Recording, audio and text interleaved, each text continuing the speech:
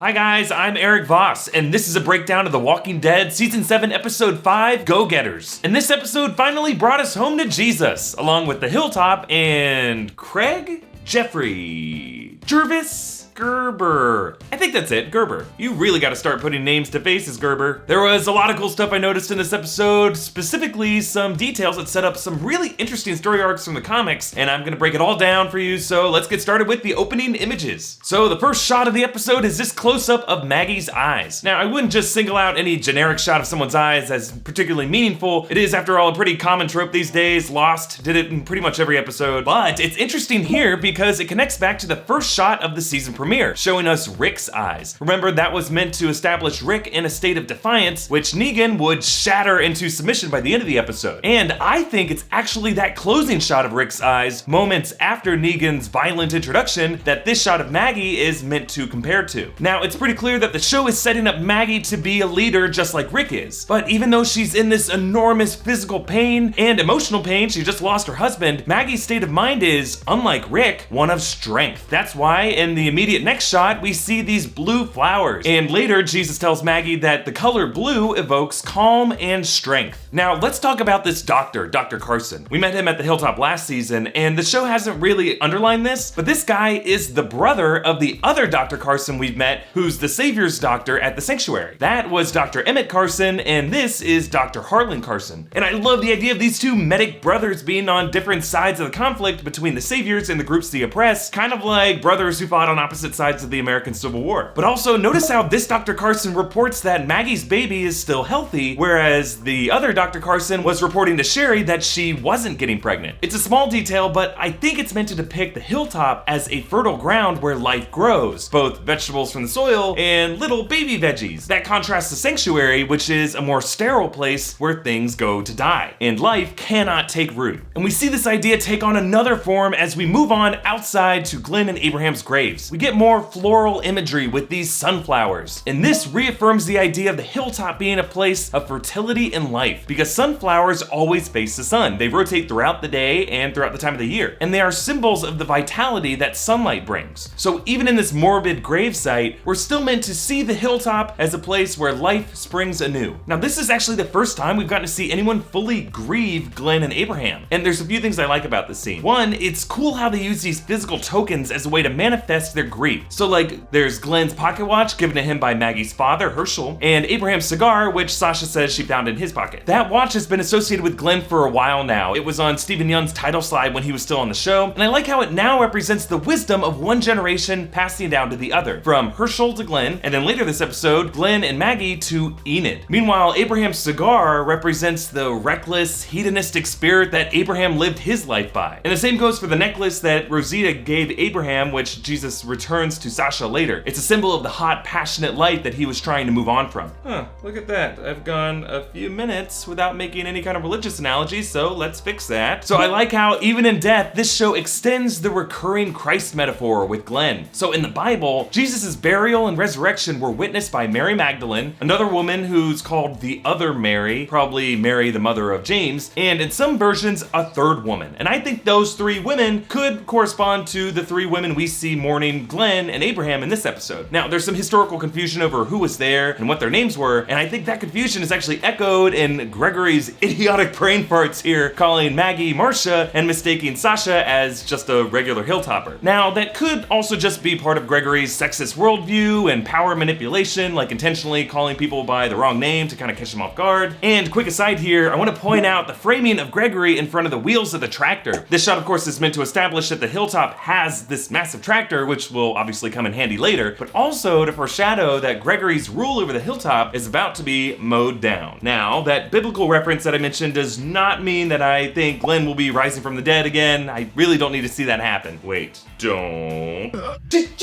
God, not cool. But it is interesting that this moment is followed by the long-awaited return of another Jesus. He is risen. And not only does he kick some serious ass this episode, he helps Maggie and Sasha understand an important concept. He tells them that he uses green flowers on the graves because green is the color of release. And then later, he explains why the Hilltoppers burn their dead. The idea was just to keep going. What do you have to remember him? Us. So those physical tokens, the watch, the cigar, the necklace, they help them remember their loved ones, but they also weigh them down with grief, so they need to be released. But let's move on to Alexandria, and we get this shot of Carl's darts completely missing the dartboard, veering to the left. I like this detail as a reminder that Carl's vision is skewed by missing his right eye, which distorts his focus and sense of direction. But I also like how this reveals his character and connects him to Michonne. So Carl is missing, but he's still chucking those darts hard enough to lodge them into the wall rather than like bounce off. And remember last episode, Michonne also struggled with target practice, angrily firing round after round at that walker in the field. I think these parallel moments are meant to show that Carl and Michonne are both filled with untapped anger over not retaliating against Negan, but that anger has also clouded their vision over what's the best direction to focus that energy, leading them both to take matters into their own hands in maybe not the smartest way. Now, this episode is titled Go-Getters, and on the surface, that seems like a description that would fit people like Rick, Aaron, and maybe Gregory, who have accepted their subservient fates, people who literally go get things for the saviors. On the other hand, when you call someone a go-getter, you're really saying they're someone who takes initiative, who goes after what they want without waiting for permission. And really, that more closely describes the real heroes of this episode, despite how reckless they might be. People like Carl, Enid, Maggie, Sasha, and Jesus. And that go-getter sense of drive without the sharpest vision comes up again when Carl saves Enid, although I don't really know if she needed saving, by running down this walker with the car and wrecking it in the process. I like how those polls say drive slowly. Someone's not keeping their one eye on the road. Now, honestly, before I saw it was Carl behind the driver's seat, I thought this might be a new character, and part of me was hoping it would be like Walter White, since we saw him do the same thing to save Jesse in Breaking Bad. And you know, after we saw that Easter egg with the blue meth in Merle's drug bag, this wouldn't be the first Walking Dead Breaking Bad crossover in the AMC extended universe. And before I move on, I mentioned how in the Bible, some versions say a third person witnessed Jesus' burial, and I think in this loose allusion, that third woman is Enid. And check out what we see at the start of this scene when the camera lines up a pole in front of this horizontal beam. I don't know, that looks a lot like a crucifixion cross. Or maybe I'm just seeing crosses everywhere. Again, not trying to convert anyone. Hail Hydra. Moving on. Now, this mid-season sequence with the Hilltop under attack might be my favorite action scene from this season so far. And one of the things that makes it so great is the music, blaring from this car that's been sealed shut by the saviors as a trap to lure in walkers.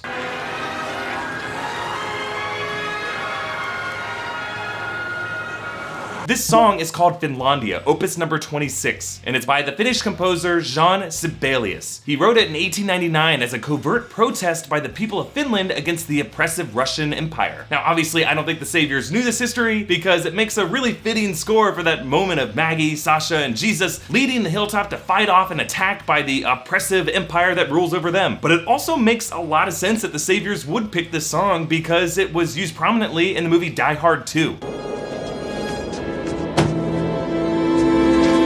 We know that they watch a bunch of old movies and TV shows at the Sanctuary, so you can imagine these dudes like watching Die Hard 2 and picking this song and lighting fires all over the Hilltop as a way to say, yippee-ki-yay, motherfuckers. But it's Maggie who channels her inner John McClane here, backing this tractor over the car and crushing a ton of walkers in the process. It's the kind of destructive yet practical stunt McClane would do to quickly solve a problem. So this, along with Jesus and Sasha taking down the walkers in front of the flames with the full moon, this is the biggest full sensory spectacle we've seen on The Walking Dead since the defending of Alexandria last season. I'll come back to Carl and Enid in a bit, but for now let's move on to Simon sitting down with Gregory. Now check out this painting. This also showed up in episode 11 of last season. This is a portrait of Emperor Charles V on horseback by Anthony van Dyck. Now historically, Charles V was one of the most powerful rulers in European history. He ruled over the Holy Roman Empire, which covered Spain, Germany, territories in Austria, as well as Rome and southern Italy. Charles V constantly waged war to keep his territories tightly under his rule. And by the way, in real life, this is a priceless 1620 painting that hangs in the Uffizi Gallery in Florence, Italy. So how the hell did it end up in rural Virginia? I'm thinking maybe it could have been on exhibit in the National Gallery in nearby Washington, D.C., and then maybe someone looted it, or, you know, maybe the zombie apocalypse is no excuse to cancel some high fancy art deals. Never mind the zombies. I bid 20 million on the painting. So anyway, Gregory hanging this in his office is a reflection of his overinflated ego, but Simon interprets it another way. That's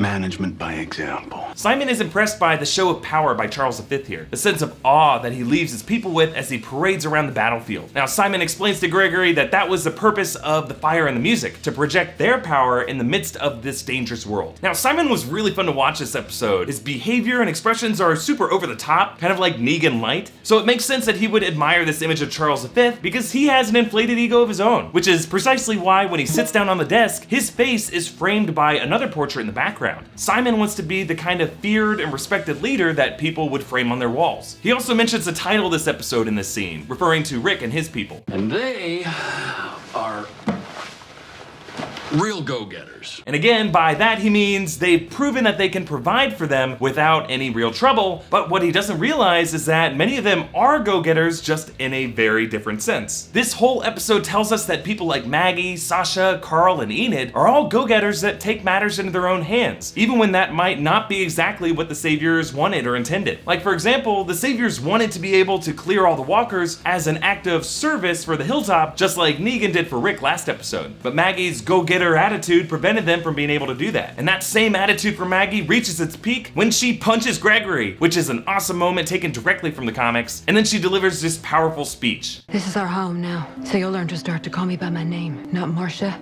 not dear, not honey. Maggie. Maggie Ree.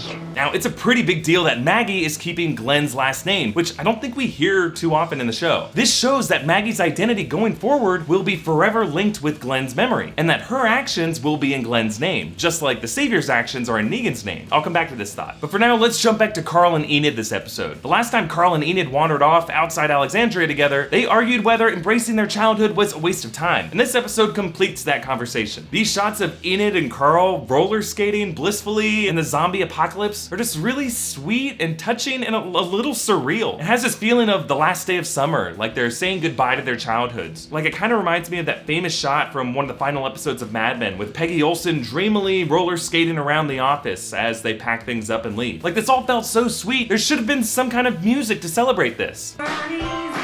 No, not that music. Anyway, this adorable roller skating leads to them holding hands and then kissing. Whoa, they are way too young for that. I'm saving my first kiss for marriage. It's gonna be so hot.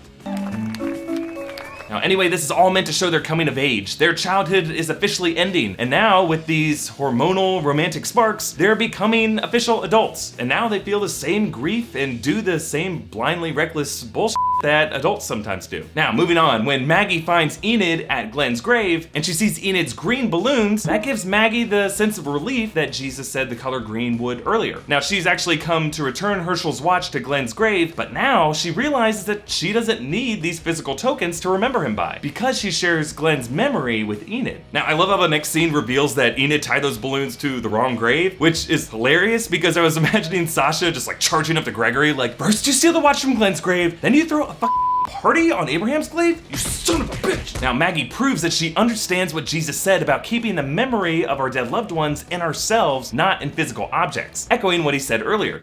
We don't need anything to remember him by.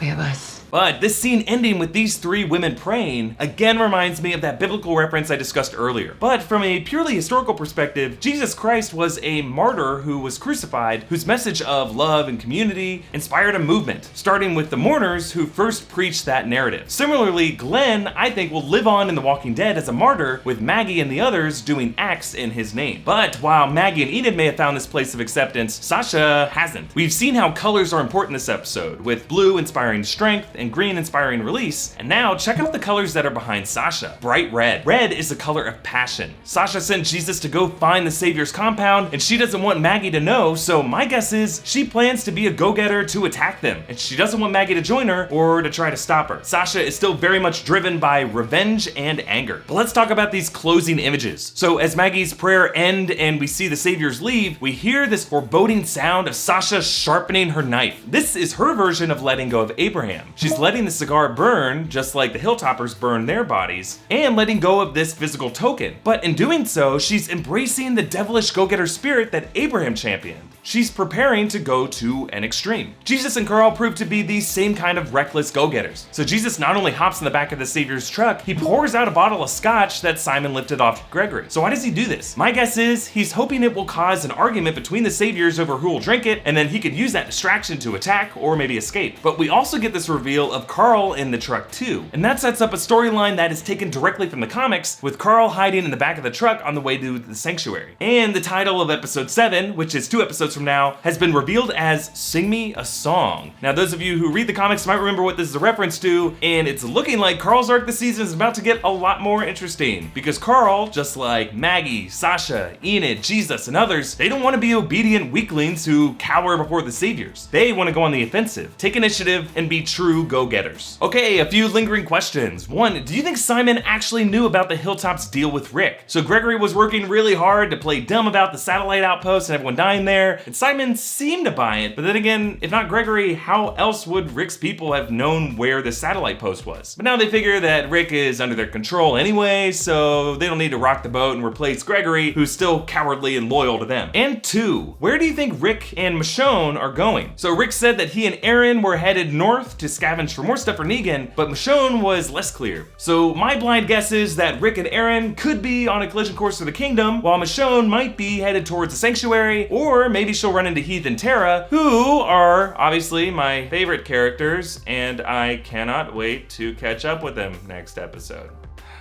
Then again, to be honest, based on these shots of walkers covered in sand, plus the boat and Alana Masterson's new title slide, plus this footage of next week's episode, which I don't want to show too much of because it could be a spoiler, this show might be bringing in a whole new community that's really only been mentioned briefly in the comics. So stay tuned, next week's episode could be very interesting. Okay, thanks for watching, and let me know what you think in the comments, and check out our breakdowns of the past Walking Dead episodes, including episodes 1 through 4 of this season. And please hit like and subscribe to New Rockstars, and share this video with all your friends. You can also contribute to us on Patreon, and thanks so much to all of our current donors. You guys are the best. For the rest of you, if you aren't currently a patron, we'd love your support. You can hit me up on Twitter at EA Voss with any questions or thoughts that you had about The Walking Dead, or you can follow New Rockstars on Twitter at New Rockstars. All right, thanks for watching. Bye.